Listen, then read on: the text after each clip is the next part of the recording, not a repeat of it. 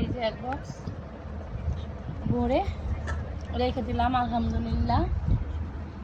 আর এই যে দেখুন, আসসালামু আলাইকুম। দেখুন আপনার ভাইয়ের জন্য, আপনার ভাইয়ের ডায়াবেটিস, এই জন্য টক জাল মিষ্টি আচার বানাইছি।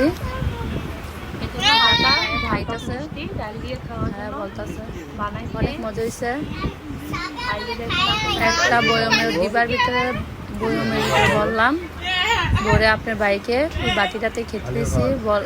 আপনার ভাই খেয়ে বলতেছে অনেক মজা হয়েছে, আমার জন্য অনেক ভালো হয়েছে টক জাল মিষ্টি। এখন আমি খেয়ে খেয়ে বলতেছি আপনারা কে কে খাবেন আমার বাসায় এসে পড়েন, কমেন্টে জানাবেন।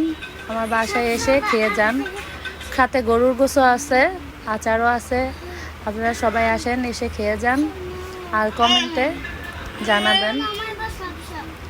আচারটা খুবই মজা হয়েছে।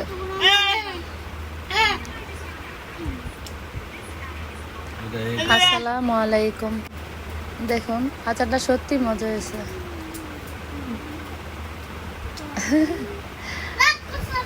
আসসালামু আলাইকুম।